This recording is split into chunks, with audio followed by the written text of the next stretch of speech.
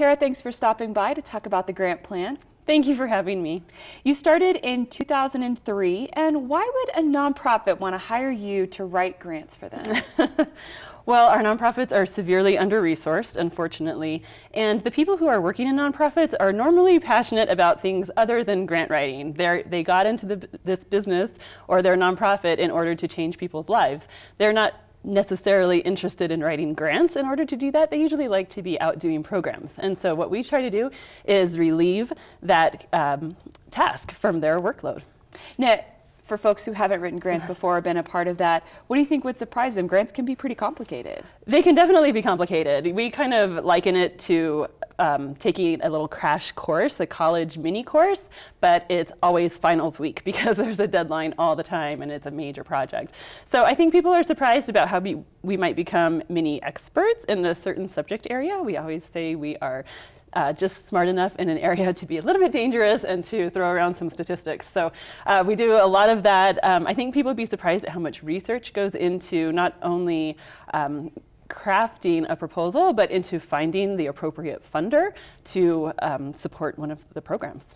How much money have you been bringing into New Mexico, into our nonprofits here locally?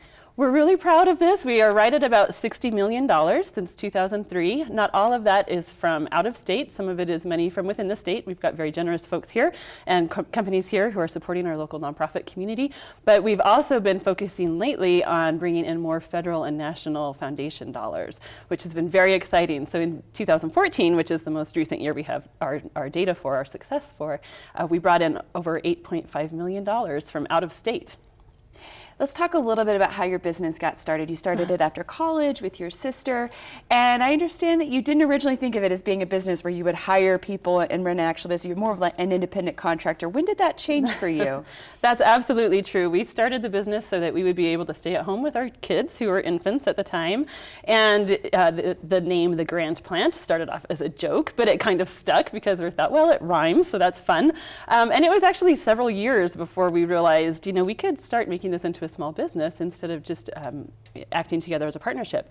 We were very fortunate in that we were working for some wonderful clients who gave us good word of mouth advertising. We've never spent advertising dollars, which is wonderful for us as a small business. We can really focus on what we need to do to get our work done.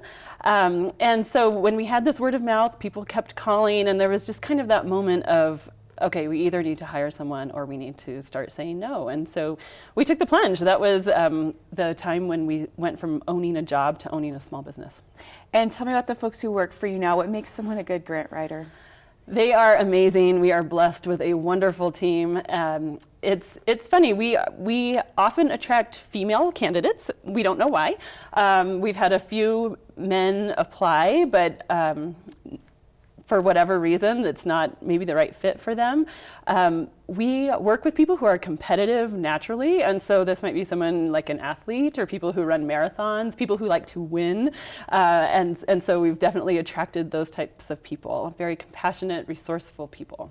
You mentioned earlier needing to become kind of a mini expert for a particular grant and meeting those deadlines. Is it stressful for the folks who work for you?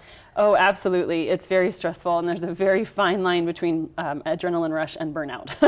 So we are constantly under deadline. A lot of nonprofit organizations might have their one big grant that they submit every year, and so it's a push for that.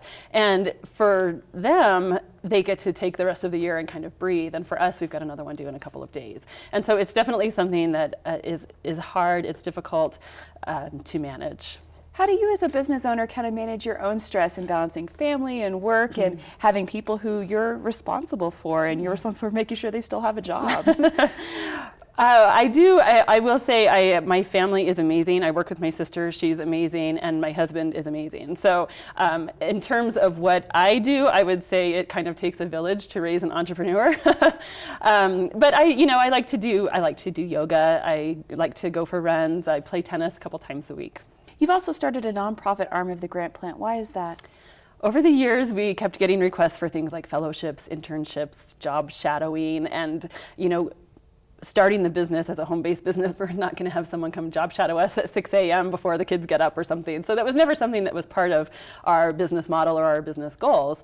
But because we've had those requests, these ideas have been percolating for years. And over the past several years, actually, we've kind of been going back and forth, having community conversations and trying to figure out how could we start meeting the requests that people kept making of us. And so we've started a nonprofit arm just this year in August 2015, excuse me, and it's called the Grants Collective. And there's 3 different program arms to the Grants Collective. It's a 6-month Talent Academy Fellowship where people work in our systems. We've kind of honed our systems over the last 13 years, and they work in our systems, in our processes, using the tools and resources that we've created. There's also a cooperative network utilizing shared resources. So we're envisioning an IT platform to make people more efficient and more effective at grant seeking, research, writing, and management once the grant's received. And then finally, we're devising an impact fund, which would be a pool of access to experts in professional services to help some of the cross-systems, multi-partner collaborations that could really be game-changing, get those grants here in New Mexico. That's fascinating. Thank you so much for joining us to talk about your work. I'm honored that you asked me. Thank you very much.